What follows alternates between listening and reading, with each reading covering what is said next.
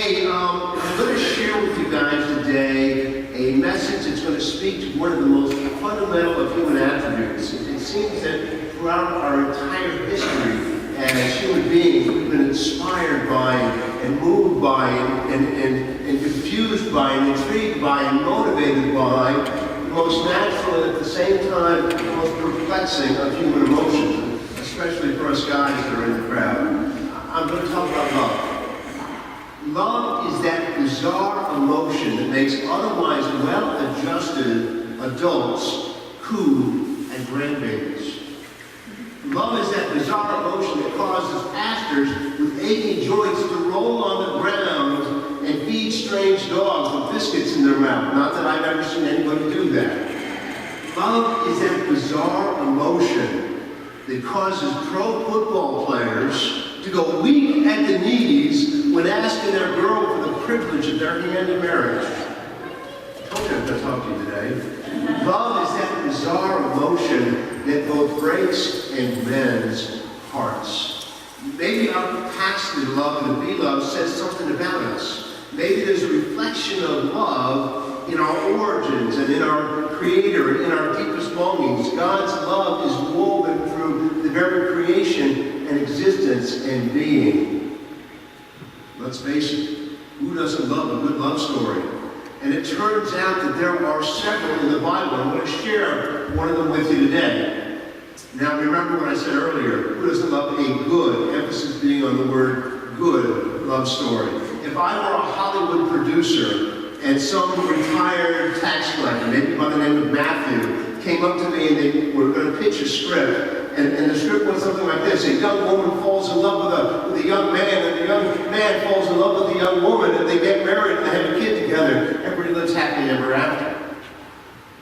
I think I'd probably pass on investing in that particular script. It just didn't seem... No. What you want in a good love story is a story that involves the development of that love bond, followed by some tragic event that forces the lover in question to question the strength of that love bond, followed by the realization that that love is indeed a love that endures, a love that overcomes, a love that heals. Now that has the making of an epic love story. Man, I should write fiction or something. So having said all of that, have you ever thought of the story of Mary and Joseph as an epic love story with all the makings of a good love story? I mean, sure, you know the Christmas story. You've probably heard it many times. But think about it. Mary and Joseph, the love story. Imagine with me, if you will, you place yourself back in that ancient, dusty days of Israel under the brutal yoke of the Roman Empire in a small village called Nazareth. There's a carpenter named Joseph. His noble ancestry, he's distantly related to King David himself, but he lives a humble life, working with his hands as a tradesman. He probably learned to build things from his father, who probably was a carpenter before him, and his father before him. Some scholars, by the way, think that Joseph actually grew up in Bethlehem, but at some point moved to Nazareth, about 70 miles north as the crow flies. Maybe this was so he could build his own carpentry business. Maybe it's because he had relatives there. Maybe the town just needed a good carpenter and they knew that he was there. We don't know for sure, but we can speculate that Joseph had probably been working long enough to have established himself as an honorable tradesperson, a fairly successful craftsman. And the younger girls of the village, more likely their fathers, would have noticed.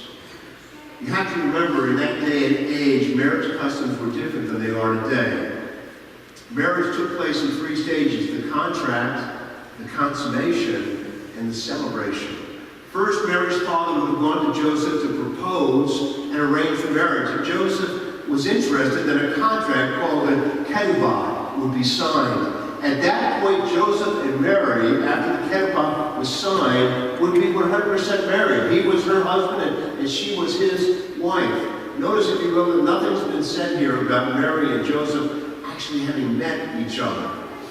It's only after they were married with the ketubah that they would start to court one another. Mary would still live at her home with her family. Joseph would join them for dinners and celebrations, and the two would spend time together, see some movies, eat some popcorn, maybe At some point in the future, though, maybe a year, maybe years down the line, Joseph would lead a procession, a wedding procession, to Mary's house.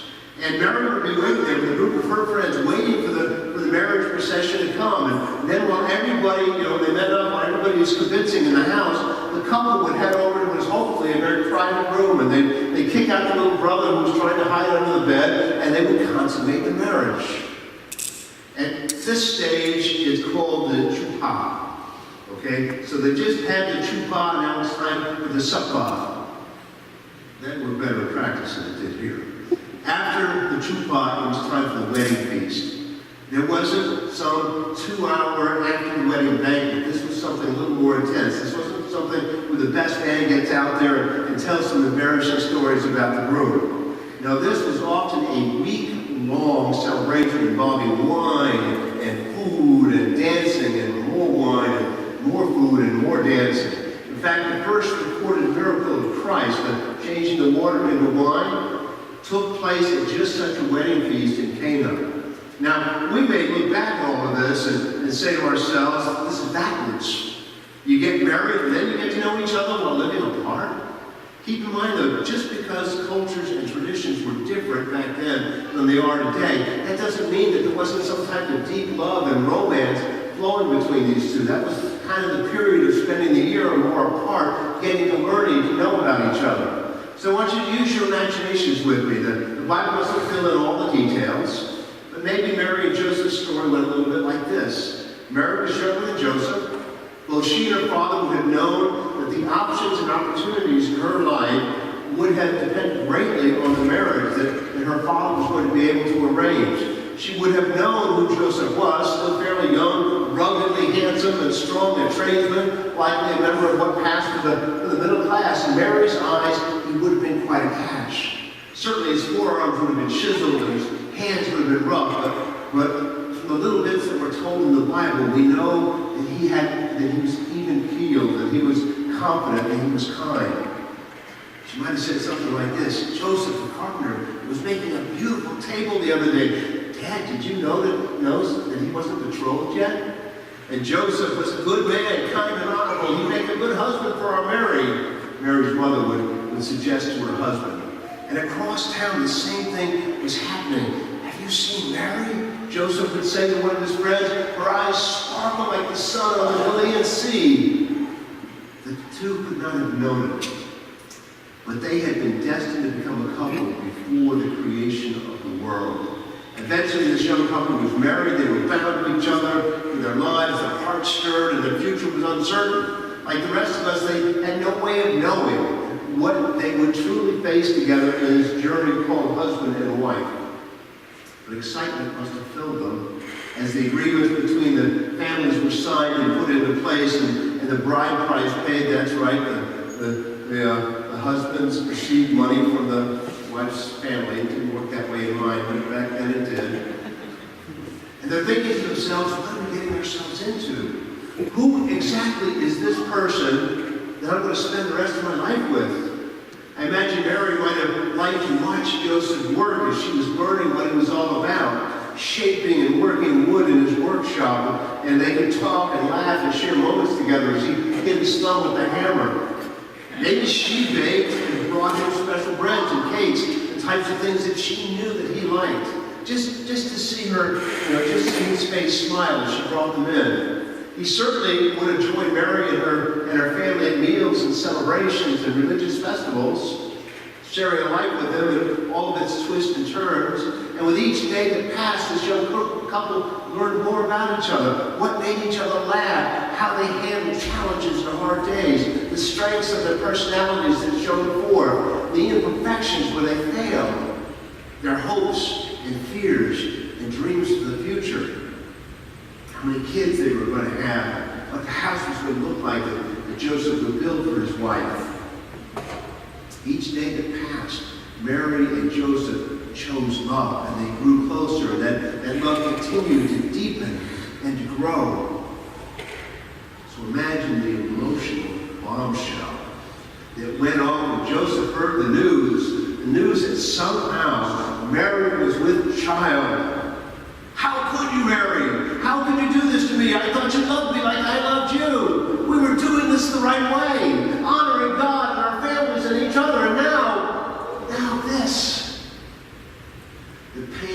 of betrayal. Must have been visceral. The woman would have felt physical. Surprisingly, the Bible is somewhat silent on all of this, on what Joseph was feeling. Matthew 1:18 tells us a little bit of what we know of this event. It reads like this: Mary was engaged to Joseph. We knew that. We just said it. But before they came together, she was found to be pregnant through the Holy Spirit. Because Joseph, her husband-to-be, was a righteous man, and because he did not want to disgrace her, he intended to divorce her privately. I suspect most of us would agree the actual feelings and emotions that played forth in Joseph's mind and Mary's minds might have been a little less sedate.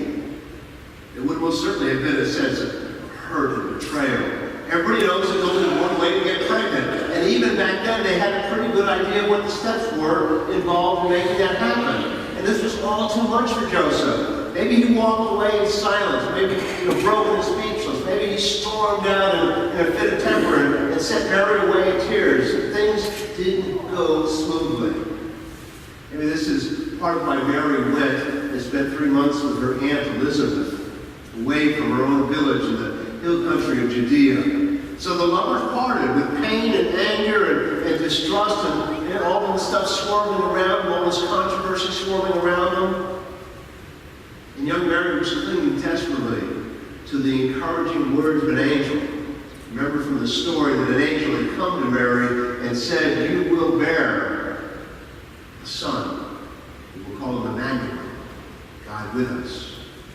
That's what Mary learned of all of this before she became pregnant, that the Holy Spirit came upon her and made her pregnant. So she's clinging desperately to those words of an angel and a knowledge deep in her soul that for whatever reason, no matter how incredulous it sounded and how miraculous it was, God's very Son had sprung to life within her womb.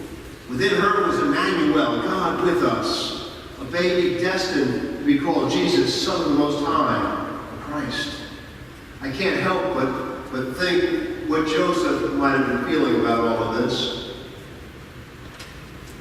I can't help but think that it might have been the famous echo of what God felt in the Garden of Eden when humanity betrayed him. Here's the thing, as I said before, love has the power to heal the broken heart. God continued to love us. And Joseph and Mary continued to love each other. Somehow God makes a way. Somehow love makes a way. God is love. If we're watching a movie of Mary and Joseph's story, this would be where the camera begins to pan back, drifting out of that drab, dusty Galilean village, seeing a wider and wider vision of the ancient landscape. The geographic forms that we recognize as continents and oceans, and farther above the great blue ball of Earth, and still farther out into the solar system, and still farther out into the Milky Way galaxy, at God's high view. And the camera would pan in a circle, taking in all of the universe in one grand sweep before centering once again on our Milky Way. The entire time, there's this beautiful and compelling music playing in the background. Maybe it's Diana Ross and Lionel Richie singing Endless Love. At first, the music is soft, barely audible.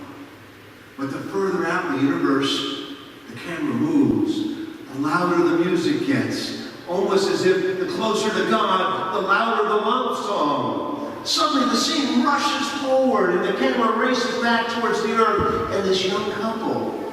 At the exact same time, the song reaches a crescendo. I can't deny this love I have inside. I give it all to you, my love. And then Lionel Richie in the background says, my love, my love. Finally, the camera settles on the young couple, together in a barn with a newborn baby. There's nothing so blessed as fully requited, nothing so blessed as fully realized, nothing so blessed as fully birthed. The Apostle John says it simply and best. He says, God is love.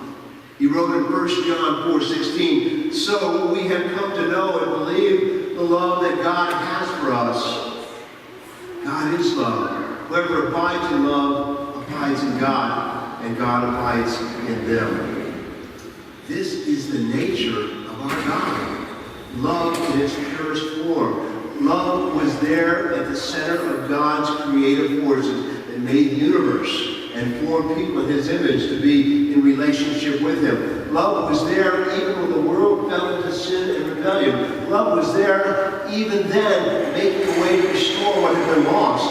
Love forged the covenant between Abraham, Isaac, and Jacob and God. Love brought our couple together again. Love brought a baby named Jesus into the world. In Mary and Joseph's epic love story, love was taking the form of humanity in the Messiah Jesus. Love is God with us. Love is Emmanuel, God with us. The test of any good love story is this: is love enough? Is love strong enough? Is love deep enough? Is love true enough to handle everything from the trivial and annoying to the catastrophic and potentially crushing? God is love. God is enough. His love is faithful. His love is enough. Let me take a brief moment here. Get a sip of coffee. Let me take a brief moment here and go back to Mary and her brief exile, self-imposed exile. Mary's journey to her cousin Elizabeth's house couldn't have been easy. I think it was her Aunt Elizabeth's house. The walk would have been long and hot. The road must have been lonely, and the miles must have been filled with thoughts of her most recent conversations, the pain and the hurt in Joseph's eyes and words, the disbelief and confusion in her family's eyes, and always the hope and the promise delivered by that angel. She knew the truth, but how would anybody else see what was going to happen to her? But as soon as Mary arrived at the home of Elizabeth and Zechariah, she was greeted with love.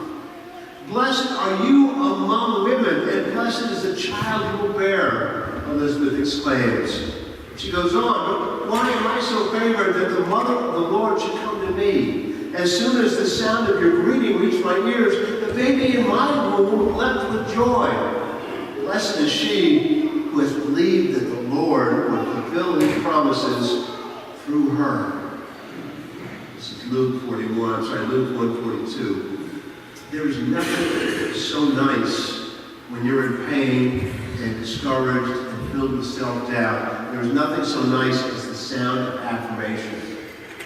Immediately, Elizabeth, who was carrying her own miracle child, we talked about this the other week, she's well past the age of bearing children, and she's got her own miracle child within her womb, 6 months pregnant. She knew and confirmed to Mary that love was here, that God was here, and that everything was going to be all right. In the midst of Mary's human crisis, God provided just the love that she needed through another person who understood and supported her. That's often the way God works, by the way. As we walk in his love, he knows what we need, and he brings us support in the form of other people around us. And on the flip side, he often uses us to provide that love and support for others. Let me repeat that, because that's kind of my take-home message for today. In the midst of our human trials and tribulations, love has the ability to see us through the worst of it. And that's often the way that God's love works. As we walk in his love, he knows what we need. He brings us support for the people around us. And on the flip side, he often uses us to provide love and support for others.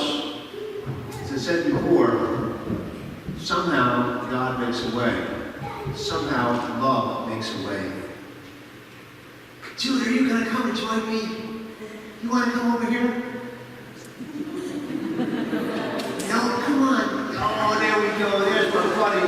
There's my buddy. Come on over here. Can I see your car? Oh, there it is. Ooh, that's a neat car. I like that. Oh, no, I went too far. Somehow, love will find a way. So here's my take-home message. Somehow God makes a way. Somehow love makes a way. You and I are that way. If we are the hands and heart of Christ in this world, we need and must be a reflection of his love in this world. Does that make sense? Can I get an amen on that? Amen. Amen. Let us pray. Lord, thank you for Jude.